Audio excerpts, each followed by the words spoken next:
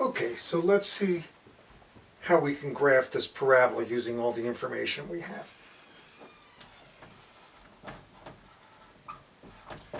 First, we now know how to find a vertex. The x-coordinate of the vertex is minus b over 2a. B is negative 4.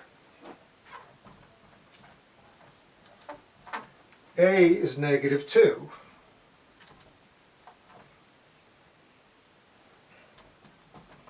So I get positive 4 over negative 4, which equals negative 1.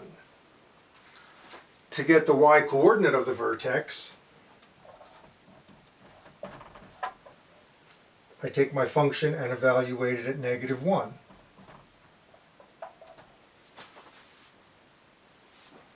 That's minus 2 times negative 1 squared,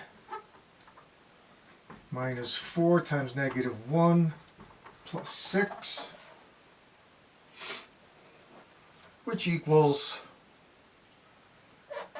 minus 2 times 1 minus a negative 4 plus 6, and this all works out to be equal to 8. So therefore, the vertex is the point negative 1, positive 8. So we know a lot about our parabola right there. I wonder if this is the bottom, which would make it a minimum, or the top of the vertex, which would make it a maximum. We look at A. A is negative 2.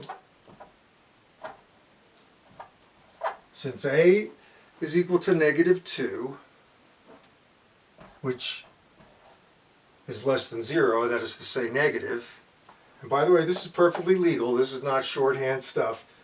You can connect an equation together with an inequality like this. A equals negative 2, which is less than 0, is what that says.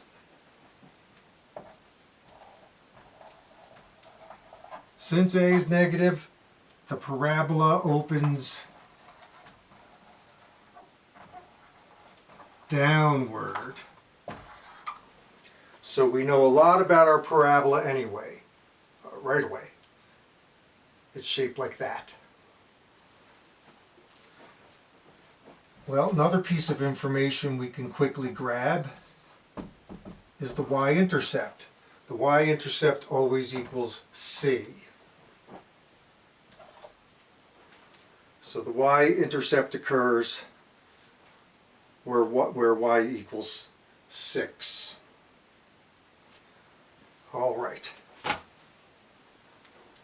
Let's get some more board space here.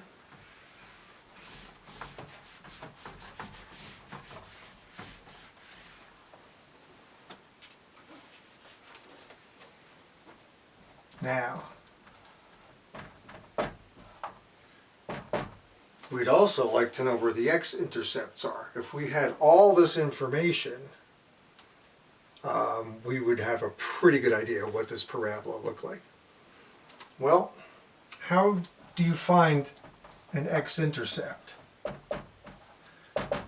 Just like you did for linear functions, just like you would do for any functions, the x-intercepts are the points where y is 0. So we'll set y equal to 0 in our function, and we'll solve.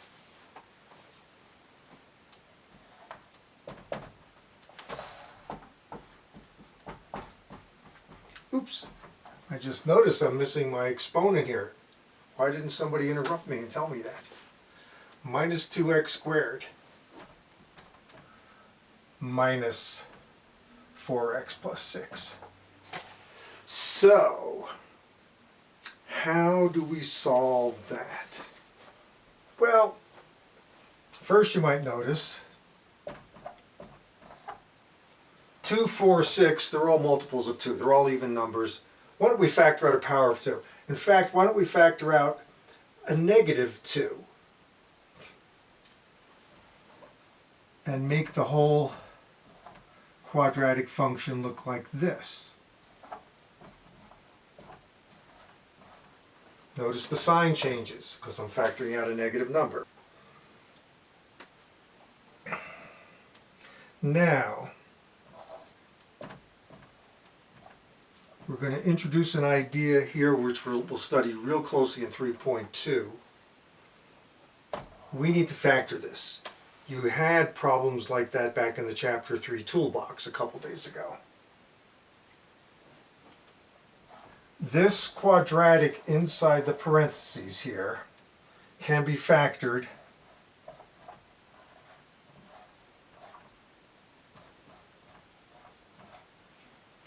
as the product of two binomials.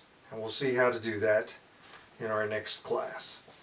Now we get back to our principle. If a times b equals 0, either a is 0 or b is 0 or both. We'll use that principle again and again. Obviously negative 2 can't be 0. X plus 3, well, let's set that equal to 0. Excuse me, and we'll see what we get. And we'll set the other factor, x minus 1, equal to 0, and we'll see what we get.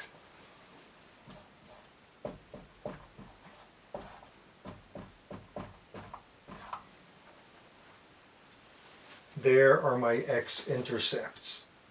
So now I have all this information which is shown to you in figure 3.8 on page 171.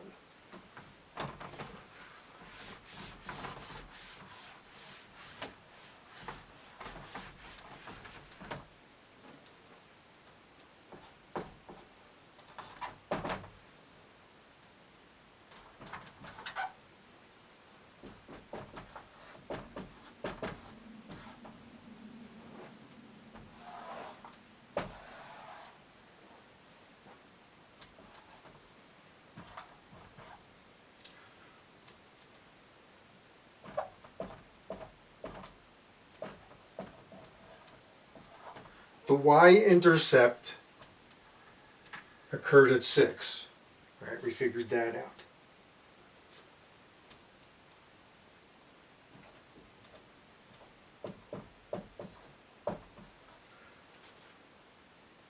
The vertex is negative 1, positive 8.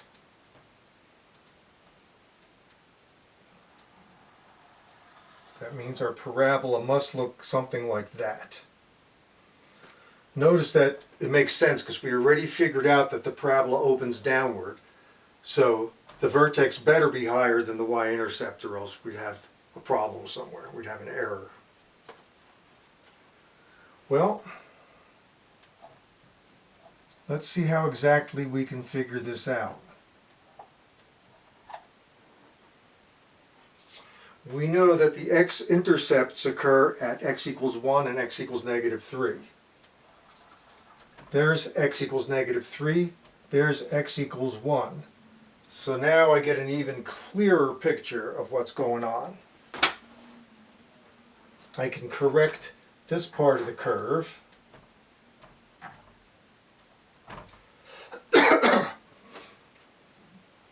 And I can draw my parabola to go right through there. We know the parabola is symmetrical, so it should be like the mirror image going down here. It has to go through negative 3 on my x-axis. And that is how you get the graph of the parabola. So there's a lot going on there. You have to get y-intercept, vertex, x-intercept, identify if it should open up or down. You can do all those things and get a very, very accurate graph. So what I'd like you to do now is pause the tape. Of course, it's only figuratively a tape. It's not really on tape anymore. Pause this video and graph this. Y equals x squared minus x minus 2. And I'm going to give you a hint.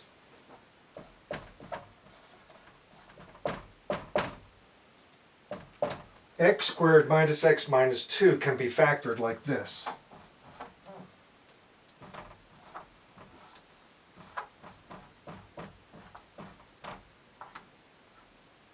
Right, if you did your steps, which we saw in the toolbox, you would end up factoring it like that. Once you have worked on this thing for a while, state these properties of the parabola. First, give the coordinates of the vertex. Then state where the y-intercept lies. Then state where the x-intercepts lie. Okay, good luck. All right, let's see how you made out with your graph.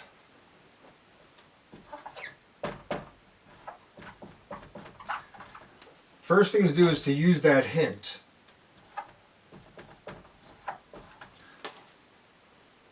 The equation factors like that.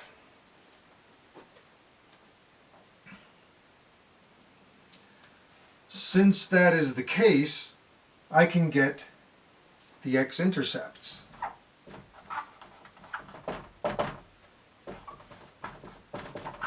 I set each factor equal to 0.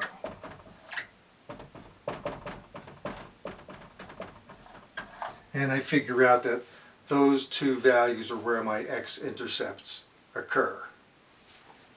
Now I can also get my vertex.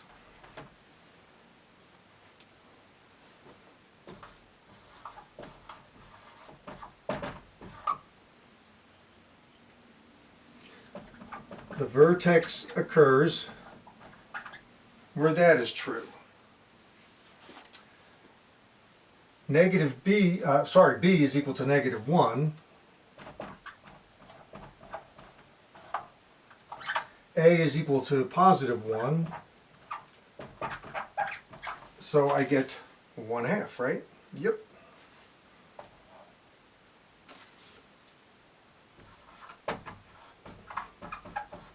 If I evaluate the function at 1/2 instead of x, I will get 1/2 squared minus 1/2 minus 2, which equals 1/4 minus 1/2 minus 2, which equals -2 and 1/4. So there's the y coordinate of the vertex. I can also observe that a is equal to 1, a positive number, therefore the parabola opens upward, and I have lots of information on it now. Let's draw the picture.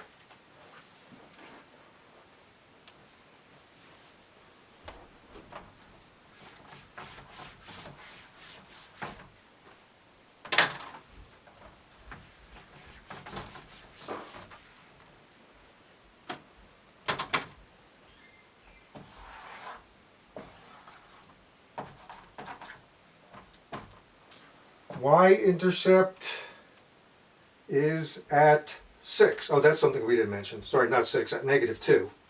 The y-intercept equals c, so it's at -2. We have an x-intercept at +2, x-intercept at -1. And we have vertex at -1/2, little below 2, at -2 1/4. And with that, we have plenty of information. We can draw the picture to look like this. And there's our graph.